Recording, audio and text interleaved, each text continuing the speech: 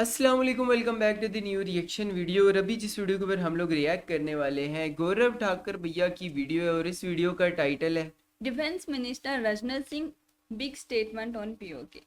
अच्छा जी, will recapture bye 2024। Okay, 2024 में India जो पाकिस्तान के पास कश्मीर है जिसको आप लोग कहते हैं, इंडिया के लोग पीओके मतलब पाकिस्तान ऑक्युपाइड कश्मीर, उसको इंडिया वापस ले लेगा बेसिकली। तो खैर ये तो एक कहानी है और जो हम लोग बचपन से सुनते आ रहे हैं। तो लेट्स गो स्टार्ट करते हैं, देखते हैं इस वीडियो के अंदर क्या है और उनकी बिग स्टेटमेंट क्या है। और इस वीडियो से रिलेटेड जो भी आपका ओपिनियन होगा वो आप लोग कमेंट सेक्शन के अंदर बता सकते हो, बाकी जो हमारा होगा वो आप लोग अभी इस वीडियो के अंदर देख लोगे। तो लेट्स गो स्टार्ट करते हैं। आता बघूया, आपण वाट बघू, कदाचित 2024 पर्यंत काहीतरी ये होईल. कोई पाक अलग ही ऑक्युपाइड काश्मीर लैंग्वेज भारतामध्ये बोलते हैं। येईल अशी अपेक्षा करायला हरकत नाही, कारण या सगळ्या गोष्टी फक्त मोदी करू शकतात. हेलो फ्रेंड्स, मैं हूं गौरव ठाकुर और जैसे कि आपने अभी देखा, यूनियन मिनिस्टर कपिल पाटिल का यह कहना है कि पीएम मोदी की लीडरशिप में पीओके बाय 2024 इंडिया में मर्ज हो सकता है। अब तक कई सारे इंडियन हो मिनिस्टर ने सकता मीडिया है। में ओपनली भी ये confirm सिमिलर नहीं है क्लेम्स किसी किए को। हैं। महागठबंधन जम्मू कश्मीर के लोग ही चाहते हैं कि हम भारत का हिस्सा बने। Okay, Indian Army will carry out any order which is been given by the government of India. Bharat की संसद में पीओके को लेकर एक सर्वसम्मत प्रस्ताव पारित है कि वह भारत का ही हिस्सा था, है और आगे भी हम मानते रहेंगे। इनफैक्ट 26 जून 2023 को जम्मू एंड कश्मीर में यार इंडिया की ना मोस्टली वीडियोस के अंदर यही डायलॉग कोई हज़ारों जगह रिपीट हो चुका है। इसी तरीके से हम लोगों के एक नॉर्मल मतलब लाइफ में भी अक्सर हम लोग कभी कभार बोलते रहते हैं आज़ाद कश्मीर और जम्मू। आज़ाद कश्मीर तो चले, हम लोग जो हमारे पास है हम लोग उसको आज़ाद कश्मीर बोलते हैं, वो हमारा है। और जो जम्मू कश्मीर है जिसको आप लोग कहते हैं, हम मकबूजा कश्मीर हाँ हम बोलते हैं मकबूजा ना। कश्मीर बोलते हैं। कब्जा तो वो हम भी यही कहते हैं कि वो हमारा था, है और रहेगा। तो ये वाली लड़ाई तो बहुत पुरानी है। हुए नेशनल बातों सिक्योरिटी वाली। कॉन्क्लेव में पीओके के बारे में बात करते हुए हमारे डिफेंस मिनिस्टर राजनाथ सिंह ने यह तक कहा कि अब तक पार्लियामेंट में 3 बार पीओके को यूनिफाई करने के लिए रेजोल्यूशंस पास हो भी चुके हैं। बट अब तक जो सबसे इंपॉर्टेंट बात है ना, वो ये है कि पीओके की आवाम ने खुद ये एक्सेप्ट किया है कि यस, वो भी इंडिया के साथ जुड़ना चाहते हैं और पाकिस्तान के साथ नहीं। अच्छा, Pakistani revisionist moves would throw the whole world into a brutal war. Pakistan has taken our freedom. ये है पीओके एक्टिविस्ट मोहम्मद सज्जद राजा, जो यूएन में यानी यूनाइटेड नेशंस में ओपनली पाकिस्तान के पीओके पर अत्याचार को बयां कर रहे हैं। Scores of young men from अच्छा। Gilgit-Baltistan are serving 70 to 90 years imprisonment for protesting against the plunder of our natural resources. और ये है another POK activist doctor Amjad Ayub Mirza, जो अगेन आए दिन अलग अलग ग्लोबल प्लेटफॉर्म से पाकिस्तानी गवर्नमेंट द्वारा पीओके में चल रहे ह्यूमन और नेचुरल रिसोर्सेज के एक्सप्लॉयटेशन को क्रिटिसाइज करते रहते हैं। इनफैक्ट इन्होंने भी ये क्लेम किया है कि यस, पीओके की जनता इंडिया के साथ मिलना चाहती है और यही सेम अर्ज आप वहां पर पाकिस्तानी गवर्नमेंट के खिलाफ चल रहे प्रोटेस्ट में भी देख सकते हो। यानी कि friends, all in all PoK की जनता समझ चुकी है और पाकिस्तान से काइंड ऑफ अच्छा, ये जिस प्रोटेस्ट की फ़ोटोज़ वगैरह ये ऐड हुए हुए हैं ना, अभी ये जो सामने चल रहे हैं, ये बेसिकली खैबर पख्तूनख्वा के अंदर एक तंजीम है मंजूर पश्तीन की, ये उनके प्रोटेस्ट है।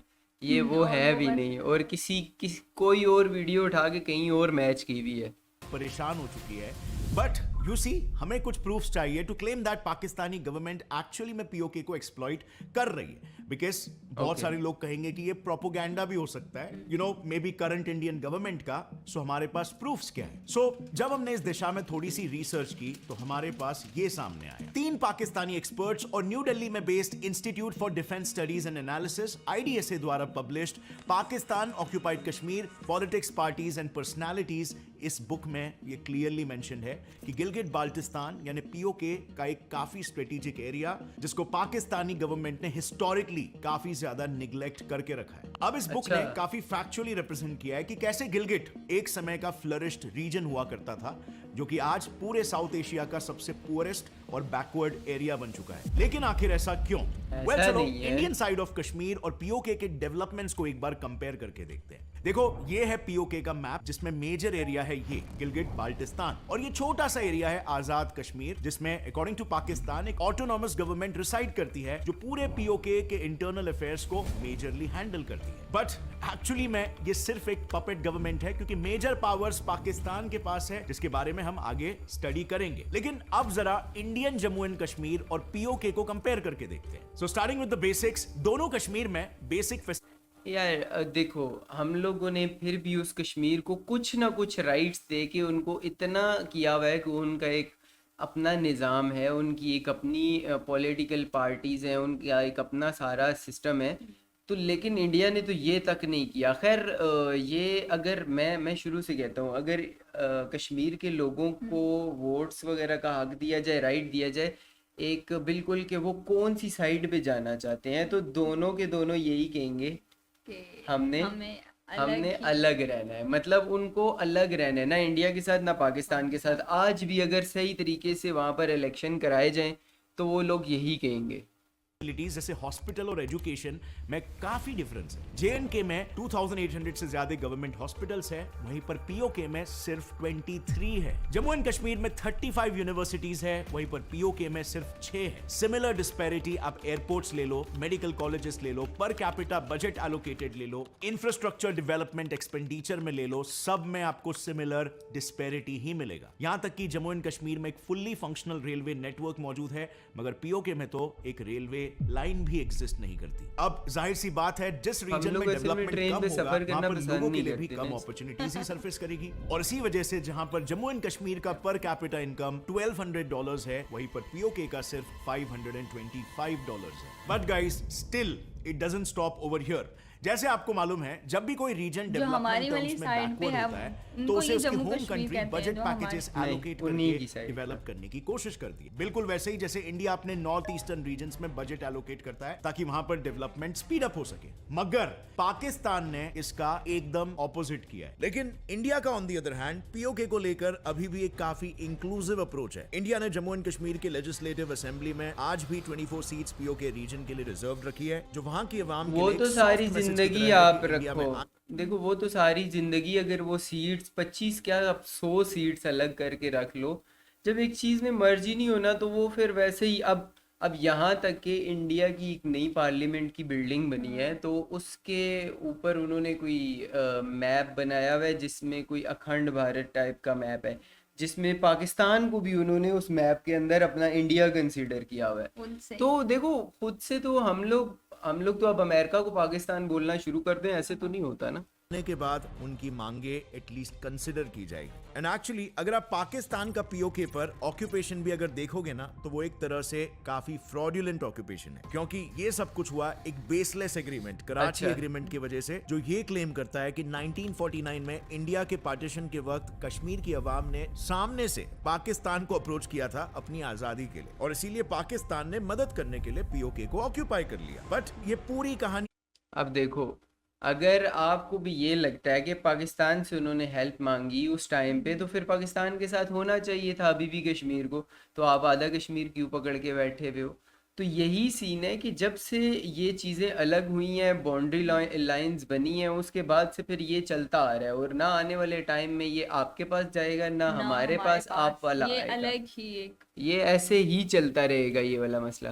बेसलेस है, क्योंकि असली स्टोरी तो कुछ और है। दरअसल 1990s में पीओके में बेस्ड हाई कोर्ट में गिलगिट बाल्टिस्तान को लेकर एक केस चल रहा था। उस केस के वर्डिक्ट के दौरान लोगों को यह पता चला कि असल में पाकिस्तान ने कराची एग्रीमेंट साइन करके पीओके और उसके लोगों को चीट करके पीओके की लिटरली 90% लैंड पर अपना कब्जा जमा लिया। तो हुआ यूं कि 1947 में इंडो पाकिस्तान वॉर के दौरान हमारे तब के प्रधानमंत्री Jawaharlal Nehru ji instrument of accession लेकर यूएन की मदद मांगने गए। इस डॉक्यूमेंट से इंडिया को जम्मू एंड कश्मीर मिलना श्योर शॉट था, क्योंकि इसमें क्लियरली ये मेंशन था कि कश्मीर के राजा हरि सिंह ने कश्मीर की ऑटोनॉमी इंडिया को दी है। बट इसे काउंटर कर देखो अब राजा हरी सिंह पता नहीं कौन सी जगह पे सिर्फ एक एक कोई एरिया होगा, या अगर पूरे का भी राजा था या उसके पास कोई गवर्नमेंट थी, लेकिन वहाँ पर ज़्यादा तादाद मुस्लिम्स की थी।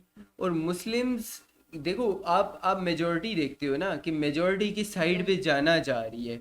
तो अगर मेजॉरिटी अपना पाकिस्तान के साथ अटैच होना चाह रही है, तो उस टाइम पे ये बंदा कैसे कह सकता है कि नहीं मैं उस तरफ जा रहा हूँ? भाई तूने जाना है जाओ ना, ऐसे थोड़ी हो सकता है। के लिए पाकिस्तान ने धोखे से एक फेक एग्रीमेंट बनाया, जिसके लिए रातों रात एक लोकल पॉलिटिशियन / लॉयर सरदार इब्राहिम खान को आजाद कश्मीर का प्रेसिडेंट बना दिया गया। इसी के साथ उस एग्रीमेंट में पाकिस्तान ने जम्मू कश्मीर मुस्लिम कॉन्फ्रेंस के चीफ चौधरी गुलाम अब्बास की भी साइन ली और ये पोर्ट्रे किया कि राजा हिंदू होने की वजह से इंडिया के साथ जुड़ना चाहता है। बट वहाँ की जनता जो मेजरली मुस्लिम है, वो अपने लोकल रिप्रेजेंटेटिव्स यानी मुस्लिम कॉन्फ्रेंस के जरिए पाकिस्तान की मदद लेकर इंडिया से आजाद होना चाहते हैं। इस कराची एग्रीमेंट में क्लियरली लिखा था कि पीओके के गवर्नेंस रिलेटेड सब्जेक्ट्स को 2 पार्टीज में डिवाइड किया जाएगा। कुछ सब्जेक्ट्स पाकिस्तानी गवर्नमेंट के कंट्रोल में होंगे और बाकी के सब्जेक्ट्स सरदार इब्राहिम और जम्मू कश्मीर मुस्लिम कॉन्फ्रेंस के कोएलिशन से बनी पीओके गवर्नमेंट कंट्रोल करेगी। अब क्योंकि एक्सटर्नल अफेयर्स की मिनिस्ट्री पाकिस्तानी गवर्नमेंट के पास थी, तो पीओके के यूएन के साथ होने वाले सारे नेगोशिएशंस भी पाकिस्तानी हैंडल कर रहा था। और इसीलिए इस वजह से कभी भी पीओके की जनता के ओरिजिनल डिमांड्स दुनिया के सामने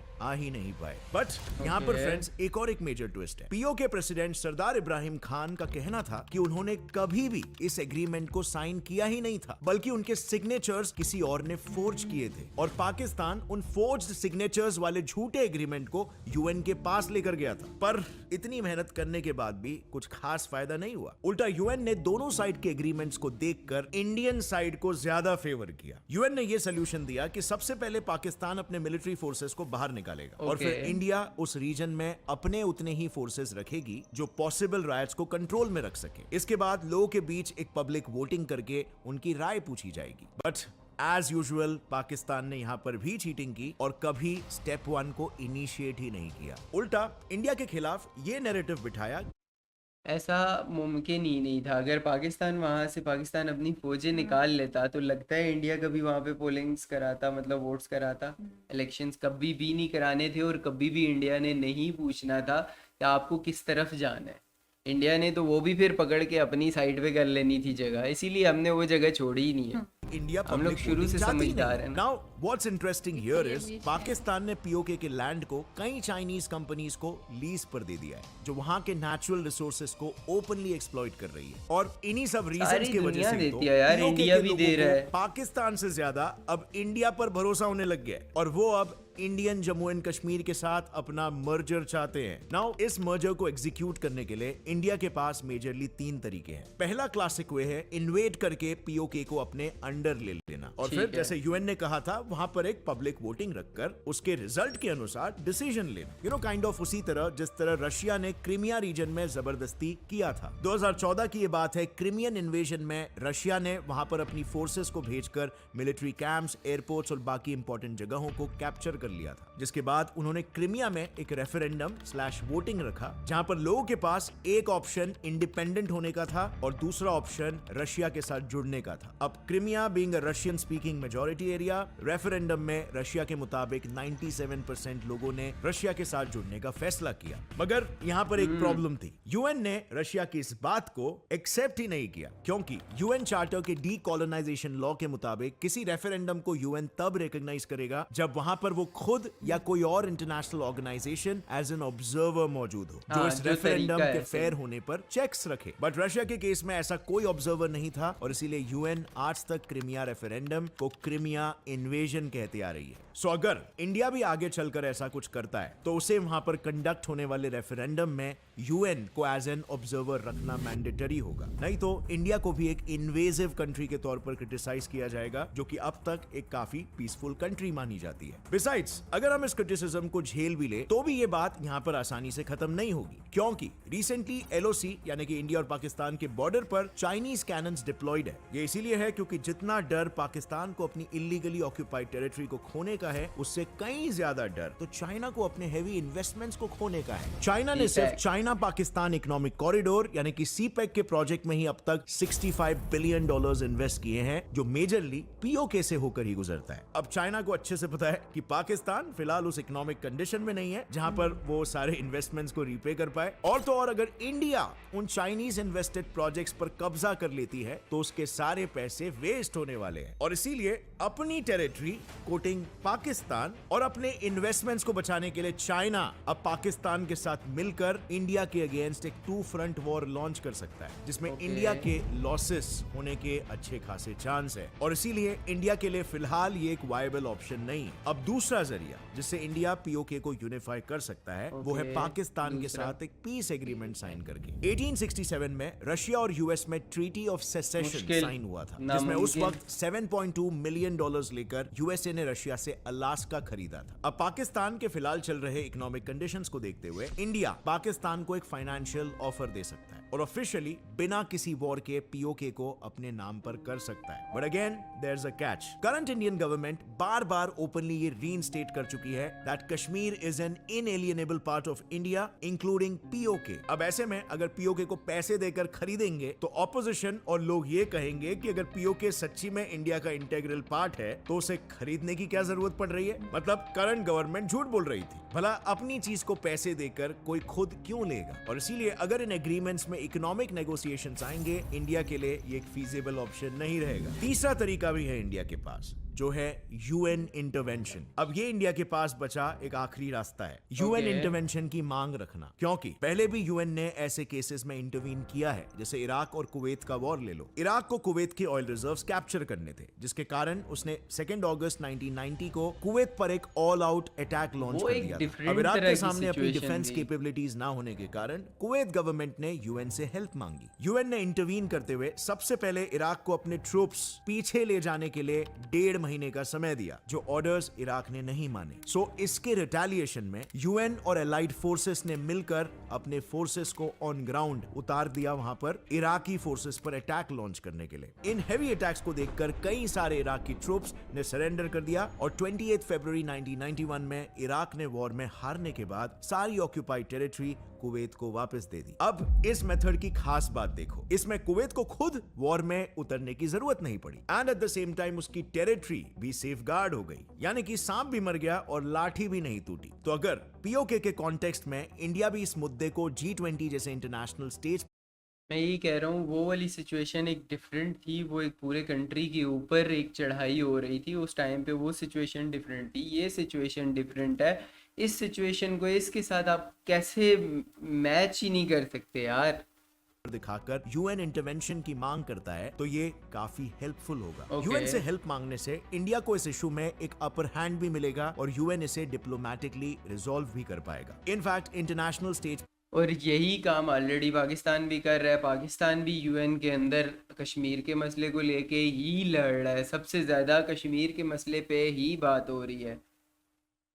जाने के बाद बाकी कंट्रीज भी इंडिया का सपोर्ट कर सकती है because of India's good reputation. सभी को पता है इंडिया की क्रेडिबिलिटी आज पूरे दुनिया में किस लेवल पर पहुंच चुकी है और वहीं पर पाकिस्तान की कितनी गिरती जा रही है। और इसीलिए मुझे ऐसा पर्सनली लगता है कि इंडिया को अब एक व्हाइट पेपर रिलीज करना चाहिए, यानी कि एक ऐसा ऑफिशियल डॉक्यूमेंट जो पीओके की ग्राउंड रिपोर्ट और प्रॉब्लम्स बताए, जिसमें स्ट्रेट फॉरवर्ड मेंशन हो कि पाकिस्तान ने, उसके अंदर ये भी मेंशन हो कि 100 डेज जम्मू कश्मीर के अंदर इंटरनेट बंद रहता है, कॉलेजेस बंद रहते हैं, वहाँ पर बहुत सारे और प्रॉब्लम्स हैं जो कि जम्मू एंड कश्मीर के लोगों के साथ हैं, वो प्रॉब्लम्स भी वहाँ पर उसके अंदर लिखे जाए। इंडियन टेरिटरी को इलीगली ऑक्यूपाई कर रखा है और इससे सारे कंट्रीज पाकिस्तान पर दबाव बना सकते हैं, जिससे पाकिस्तान पीओके को फ्री करने पर मजबूर हो जाएगा। इनफैक्ट इसी से जुड़ी एक लेटेस्ट खबर यह है कि 10 जुलाई से पाकिस्तानी गवर्नमेंट का ऑफिशियल ट्विटर हैंडल पूरे गिलगिट बाल्टिस्तान में ब्लॉक कर दिया गया और ये खुद पाकिस्तानी। तो यार ये सिचुएशन डिफरेंट थी। 10 जुलाई को बेसिकली गिलगित बल्तिस्तान का जो वज़ीर आला था, मतलब वज़ीर था, जो कि पार्लियामेंट इन्होंने क्लोज़ कर दी थी और क्लोज़ करके वो, क्योंकि वो डिस्क्वालीफाई हो गया था, वो बंदे की डिग्री जाली थी, डिग्री जाली थी और उसको डिस्क्वालीफाई कर दिया था, जिस वजह से वहाँ पर दंगे फसाद होने का डर था, जिसकी वजह से ट्विटर को ब्लॉक किया गया था हमारी पीटीए की तरफ से। ट्विटर यूजर्स कह रहे। अब इस पर कुछ लोगों का ये मानना है कि ये इंडिया ने करवाया क्योंकि उन्हें कुछ ऐसा लिखा हुआ दिखाई दे रहा है, बट पाकिस्तानी सरकार ने एज ऑलवेज इसे भी डिनाई किया है। बट अगर ये इंडिया ने ही किया है तो इसे नहीं किया था 2024 से पहले इंडिया की तरफ से एक स्ट्रॉन्ग जियोपॉलिटिकल मैसेज के तौर पर देखा जा सकता है। अब फ्रेंड्स थोड़ा बात करते हैं इंडिया को क्या बेनिफिट्स होंगे अगर पीओके इंडिया से जुड़ जाता है। Okay. सबसे पहला बेनिफिट, पाकिस्तान और चाइना के बीच कोई लैंड बॉर्डर ही नहीं रहेगा। इसी के साथ खत्म चाइना हो के जाएगा पाकिस्तान ना, के साथ चाइना सारे के साथ कनेक्शंस border खत्म हो जाएंगे और पाकिस्तान के ग्वादर पोर्ट को अपने मलाका स्ट्रेट रूट बनाने का जो प्लान है वो भी वहीं पर कोलैप्स हो जाएगा। इसी के साथ फ्रेंड्स इस मर्जर से इंडिया को एक और फायदा होगा। इंडिया की इकोनॉमिकल ग्रोथ के लिए सेंट्रल एशियन रीजन CAR के डोर्स ओपन हो जाएंगे। एक्चुअली अभी फिलहाल इंडिया ईरान में चल रहे INSTC यानी कि international north south transport corridor project से ही मेजरली सेंट्रल एशिया से ट्रेड करता है और इसीलिए फिलहाल उस सेंट्रल एशियन रीजन से इंडिया का ट्रेड काफी कम है। अगर चाइना के कॉन्टेक्स्ट में देखें तो जहां पर चाइना CAR के साथ $100 बिलियन का ट्रेड करता है, तो वहीं पर इंडिया सिर्फ $2 बिलियन का ट्रेड करता है आज की तारीख में। और इसीलिए पीओके इंडिया का पार्ट बनने से सेंट्रल एशियन रीजन का मार्केट इंडिया के लिए खुल जाएगा और इंडियन इकोनॉमी को बूस्ट मिलेगा। मगर ये फायदा सिर्फ इंडिया यानी कि मेनलैंड इंडियन सब कॉन्टिनेंट को ही नहीं होगा, बल्कि पीओके में रहने वाले लोगों को भी मिलेगा। क्योंकि आर्टिकल 370 एब्रोगेशन होने के बस 4 सालों में ही Indian Jammu and Kashmir region में अब तक की हाईएस्ट इन्वेस्टमेंट रिसीव हुई है। और इससे आप ये समझ सकते हो अगर पीओके यूनाइट होता है तो वो भी कुछ ऐसे ही कुछ सालों में डेवलप होने लगेगा। और इसमें अच्छा यार वीडियो काफ़ी इंटरेस्टिंग थी, मतलब गौरव भैया की वीडियो है तो मैं हमेशा इसको बहुत गौर से सुनता हूँ क्योंकि मतलब बहुत सारी इन्फॉर्मेशन भी मिलती है।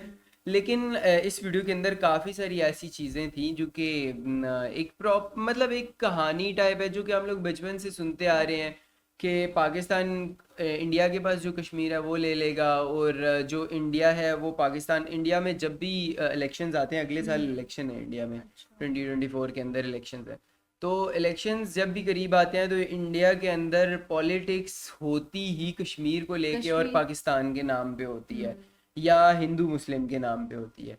पाकिस्तान के अंदर पॉलिटिक्स थोड़ी सी डिफरेंट है। पाकिस्तान के अंदर पॉलिटिक्स होती है ज़रा उसको लेके कोई करप्ट है, किसी ने पैसा खा लिया, किसी ने पैसा चोरी कर लिया, इन चीज़ों पे होती है या कोई और मसाइल पे होती है, क्योंकि हम को लेके होती है। लेकिन इंडिया में जो है ना मकबूजा कश्मीर को लेके, हाँ मतलब कश्मीर को वो पीओके कहते हैं, पाकिस्तान ऑक्युपाइड कश्मीर, तो हम तो मकबूजा कश्मीर हाँ हम उसको मकबूजा कश्मीर जो उन्होंने कब्जा किया हुआ है। अब तो खैर ये सीन तो यार काफ़ी टाइम से चलता आ रहा है और इंडिया कभी भी मतलब लड़ाई करके ये चीज़ नहीं हासिल कर सकता क्योंकि हमारे हालात इस तरह हैं कि हम लोग तो वैसे ही वो डूब रहे हैं।